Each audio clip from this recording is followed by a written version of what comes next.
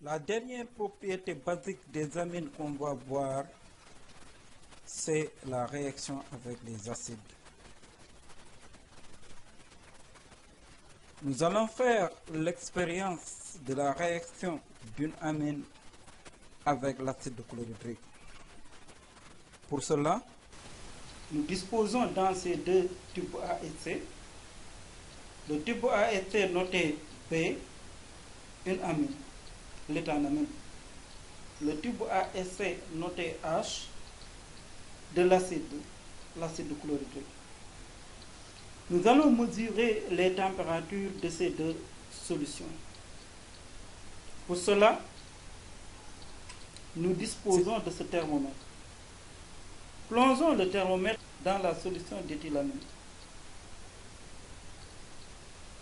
Nous pouvons repérer le niveau de la colonne rouge.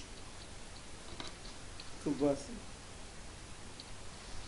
Plongeons le thermomètre dans la solution d'acide, bien sûr après l'avoir rincé.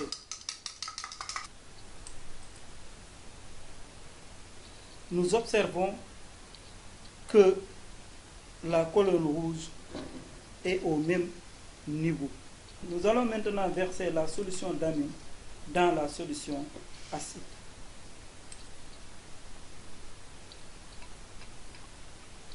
Et plongeons le thermomètre.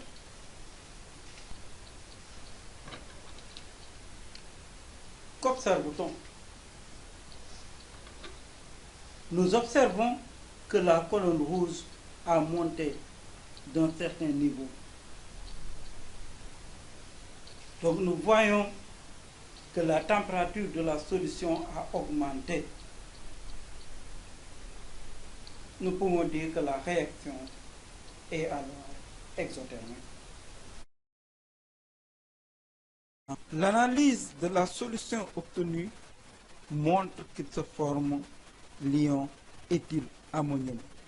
On peut expliquer la provenance de cet ion par le double livre de l'atome d'azote qui a capté un proton de l'ion hydronium, ce qui conduit à l'équation de la réaction suivante.